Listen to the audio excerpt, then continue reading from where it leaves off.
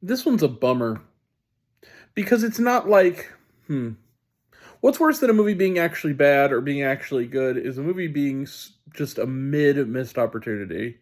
It's this movie. Hi everyone, it's me, Grant, the movie and TV guy.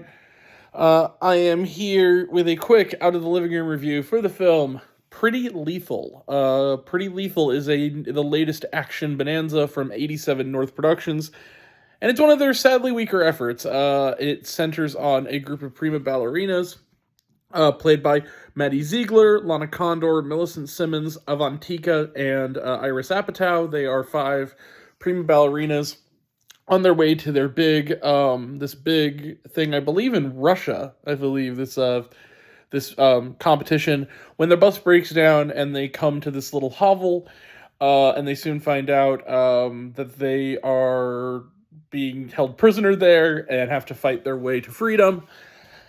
And turns out being a ballerina makes you actually a pretty skilled fighter. The poise and precision needed is useful, and they have to kick, punch, and bloody their knuckles to freedom. Here's the thing about Pretty Lethal. It has a really good cast.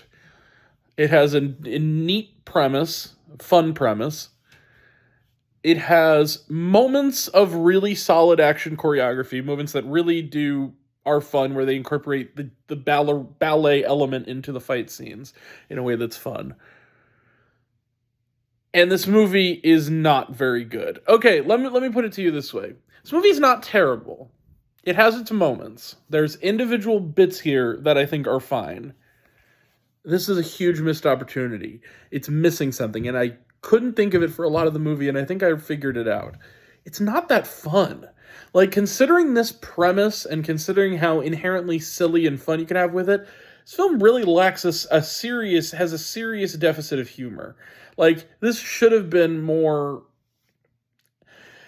It's kind of the thing of, like, if you're gonna be a silly, cheesy exploitation movie, just fucking kind of do it. You know, don't take it so seriously, like you're making a serious, gritty movie, because that's not what this material requires. It requires you to actually have fun with it, and this movie doesn't want to engage with the inherent sort of bonkersness of its premise. Is that a word? I guess so.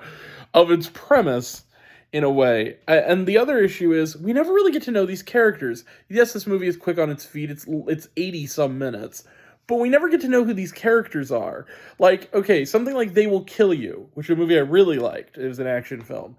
Yes, it's mostly go, go, go, action, action, action, but at least they do take some time at the beginning for you to kind of get to know who the Zazie Beetz character is and why her goal is necessary. In this movie, we meet these characters through their stereotype, and that's kind of what they stay for the rest of the movie. Like, Maddie Ziegler is the secret badass who we never really find out why she's a secret badass. Lana Condor is the bitchy mean girl. Iris Apatow is kind of a non-entity. Millicent Simmons is Iris Apatow's sister, and she's deaf, and she's missing for a lot of the film, and that's about it. And then Avantika is just like the kind of dumb, overly religious girl. Like, there's not a lot of depth to these characters. Or to these villains. They're sort of, with the exception of Uma Thurman, who does eventually have sort of a motivation, all these villains are just Russian gangsters. It's really all they are. They're cannon fodder. They're basically there to act skeevy toward these girls and then get their asses handed to them in inventive ways. And again, the action scenes are a lot of fun. But there's no sense of, like, any real human touch to this movie, and so the whole time, or real sense of style to this movie. So the whole time you're just kind of like, yeah, these bits here are fine, and I'm enjoying, mostly, I'm not in pain watching them.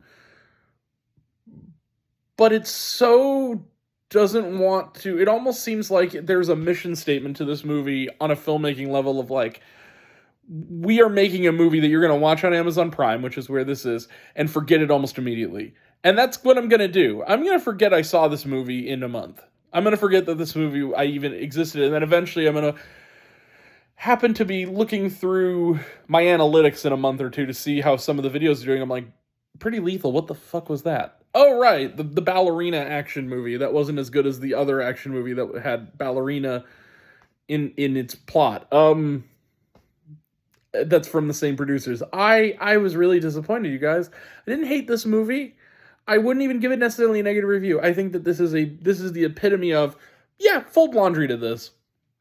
It's something to watch. Nothing more, nothing less. It's kind of like when what was that movie I saw that was that animated movie with the horse in it? Spirit 2, where I said, yeah, that was certainly a movie. People were in it. They said things. That was definitely a movie. That's this movie. It was definitely a movie. That's about all I can say about it. So yeah, I'm going to give it kind of a leaning down, but kind of to the side thumb, I guess.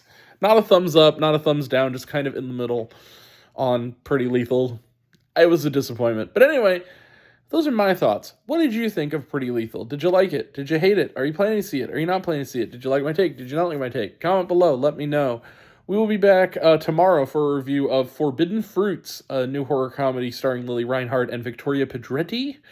We also will have, both of them I like very much, Friday, or maybe Thursday. We'll see how it goes later in the evening Thursday. We got a review of the new Vince Vaughn sci-fi action comedy Mike and Nick and Alice. And then also on Sunday, we'll have an early review for A Great Awakening, as well as the documentary The AI Doc, or How I Became an Apocalyptimist. Monday's another Screen Unseen, and more to come. So that's coming up, and in the meantime, like, subscribe, do all the things, and I will catch you all in the next one. Take care. Love you guys. Bye.